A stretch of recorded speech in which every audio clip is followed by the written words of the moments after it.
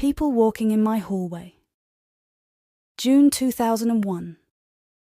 My son was 4 years old when I rented half of a duplex on the south side of town in Indianapolis, Indiana. It was a lovely home with 3 bedrooms, 1 full bathroom, and a half bath. The rooms were upstairs, and the stairs were so steep that I was afraid for my son to walk up or down them. I feared he would fall to his death if he lost his footing.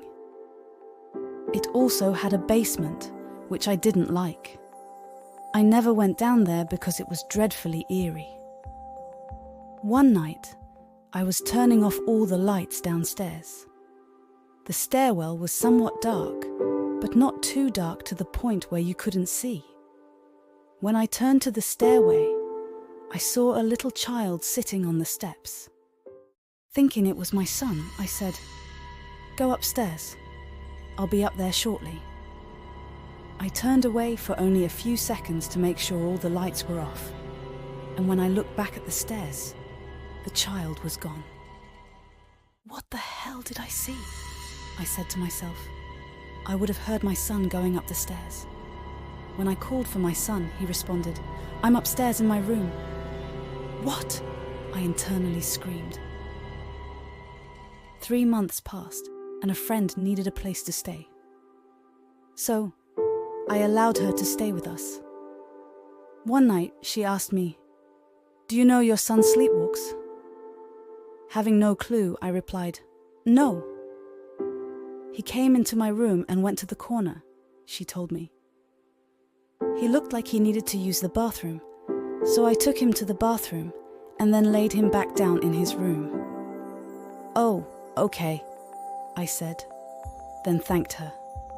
Sleepwalking can be scary and can also cause the person harm. Afraid he would fall down the stairs while sleepwalking, I went and got him out of his bed and put him in my bed. I thought if he got up, I would feel the bed shake. Something did wake me, but it wasn't my son getting out of bed. I sat up and stared straight ahead at the doorway. I was in a trance. Suddenly, I started to see people walking up and down my hallway.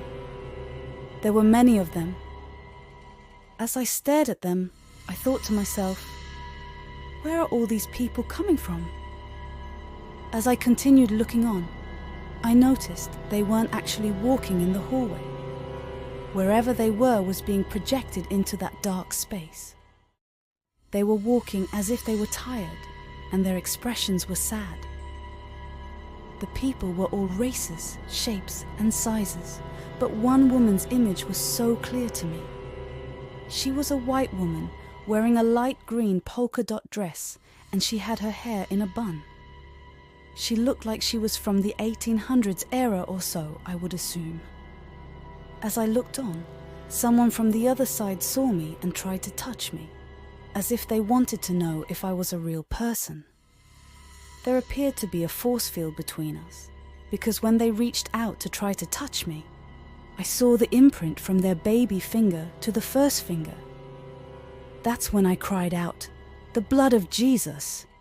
Instantly, everything returned to normal, and the people disappeared.